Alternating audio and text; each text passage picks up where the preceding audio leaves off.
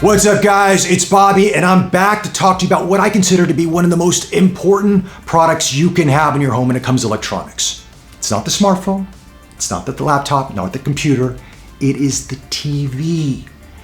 To me, the TV is the gateway that feeds our soul. Some people say it's the eyes, I say no, it's the TV because this is how we consume our content, right? Yes, we use our smartphones, yes, we use our tablets, our laptops, our computers, but when we want that optimal visual audio experience in our homes, we turn to the TV.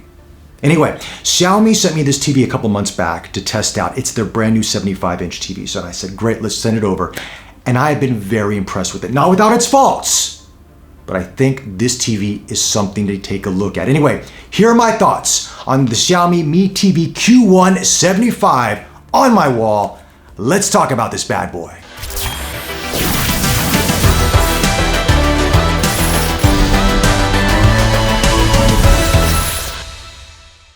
Alright guys, before we kick things off, I do want to let you know I'm not paid or sponsored for this review. These are my thoughts and my thoughts only. I'll talk to you about the features of the TV, the build quality, what it's like to use, the pros and the cons and all that stuff. Now, I do know it's very hard to judge a TV from seeing it on YouTube. You're not going to see the optimal image quality coming out of it. So you're going to have to trust me a little bit on this one, and I hope you guys do. So with that, let's talk about some of the features. First off, this is a 4K QLED TV. It's not OLED, it's QLED. As you guys know, OLED obviously is the superior image quality, but it comes at a much more expensive price point.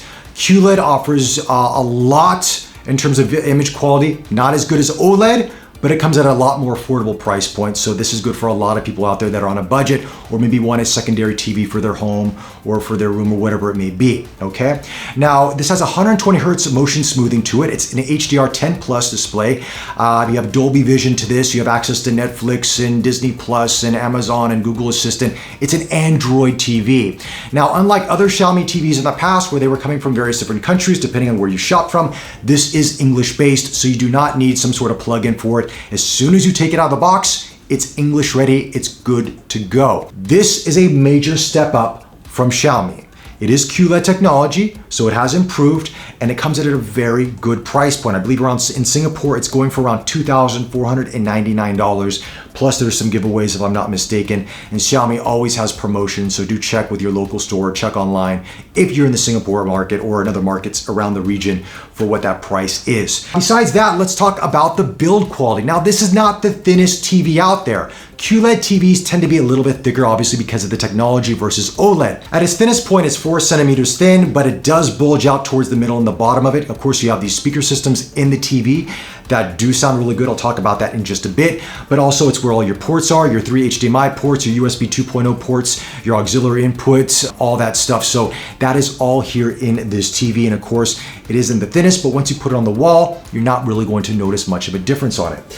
It is almost bezel-less, I would say. There is a slight black bezel right here, thereabouts, but you really don't see it unless you're watching it on television. And of course, the silver trimming here is right to the edge. It is a beautifully made TV.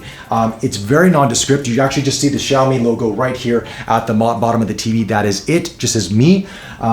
So when you put it onto the wall, it looks very sleek, it looks very expensive, it looks very just classy. Also, the display has a little bit of a gloss to it, so this is why I'm shooting at an angle, because of course you'll get the reflection coming from the lights here, and you might even see a secondary light that's coming in from the background. That is just sort of the reflection. I try my best for the optimal viewing angles to shoot this video, but it is what it is. But when you're watching it at home at night, the lights are down, or you close your curtains, there's no issues at all with that. It is reflective, but not to the point where it's really a big issue. Even when I'm watching it in daylight like this, as soon as I'm laying on my bed here, I have no issues watching the TV. Now let's talk about the remote control for a moment, because this is going to be something you're going to use a lot. And the remote control is very intuitive. It's very simple to use. You have your Netflix button on there. You have your Google Assistant button to access it, or you can say, hey Google. Your Prime Video button on this as well. So it's all there, but it works well. I mean, it's durable. I've dropped it a few times, hasn't broken. It's great. Simple, intuitive, easy, just like the TV. Let's talk about the speaker system on this TV because, normally I recommend getting a sound bar, getting a speaker system. Now in my bedroom, I use the Bose sound system. It's a wireless sound system. It sounds fantastic. I've also used the Harman Kardon Citation 1 sound bar, which sounds fantastic as well. But the speakers coming out of this sound really good. It does give you a nice dynamic range to it. It doesn't sound tinny. It doesn't sound hollow. It can fill a room pretty good. Now again, if you're an audiophile, you're going to want to set it up your own way. But if you're on a budget or if you're in a smaller room and you're worried about the sound coming out of this TV, do not be. It actually sounds really good, especially for the price point. Now, when we look at image quality, this is where it gets really tricky with television sets. And this is where it's going to be harder for you guys to see on YouTube versus what I'm seeing here.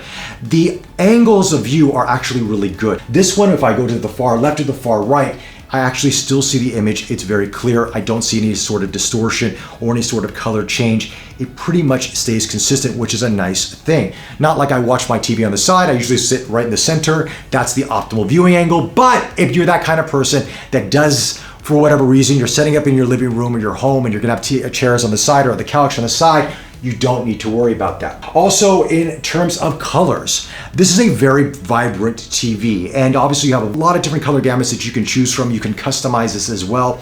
Now, it might not have all the tools of customization that you're used to using, let's say on other brands out there that are much more expensive, but there is quite a bit of customization in this, and you can really fine tune it to what you want it to be, but you might be limited in some regards. Now, there is an auto dimming feature, but I don't find it to be exactly as good as other TVs that I've used, especially, for example, LG for that matter, but it does an admirable job for what it is. But when you really want to brighten this TV up, it can get very, very bright. So normally when I'm in bed at nighttime, I turn the brightness down very low to like 12 or 10 because it really strains the eyes, especially if you're in bed and you really want to watch something and it's dark in your room. It can really be overbearing.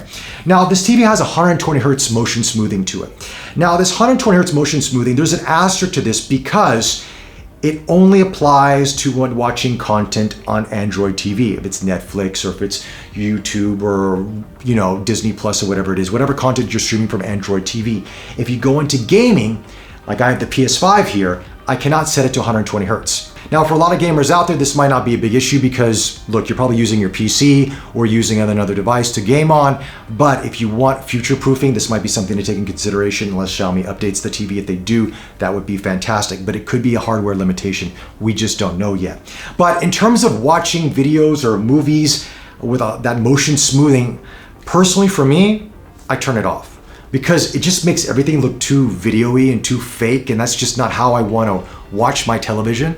I mean, some people do, I guess, but when I go to a consumer electronics store and I see these TVs and they're playing all this demo footage and it looks just fake because of the motion smoothing, it just turns me off completely. So that's one of the first things I do when I go get a TV is I turn off motion smoothing. So for me, it doesn't make much of a difference. There's a lot of customization that you can do. Of course, it is Android TV.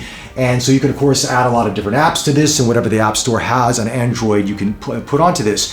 There is some limitations when it comes to Android TV. I won't get too much into that now. That's a whole other video. But for the most part, if you're watching, a lot of the content like Disney Plus, Netflix, Hulu, all those channels, CW, CBS, whatever it is, whatever country you're in, you will find those channels on here. And no issues at all. Playback is great, video quality is fantastic, it all looks good and it performs great. This is a very fast TV in the way that it performs. Going through the menu system, selecting items, there is no delay whatsoever. So what are some of the cons to this TV? Well, number one is, it is QLED, which could be a con for some of you out there.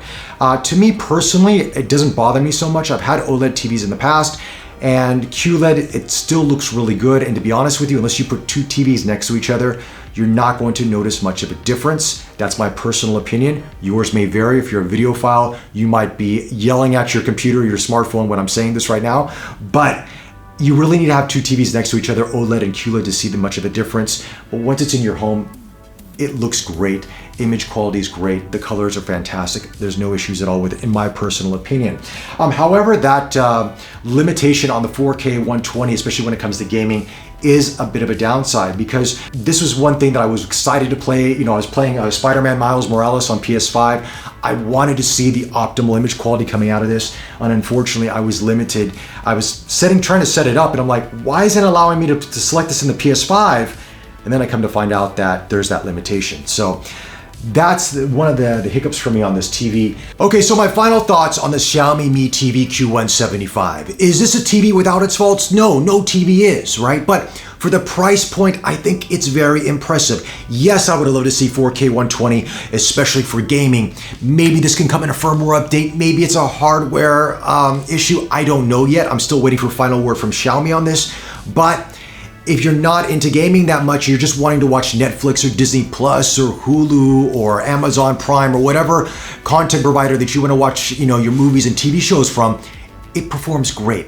The image quality is fantastic. The viewing angles are nice. You can fine tune the image as well. If you don't have a speaker system, the speakers out of it are okay. It will definitely do the job.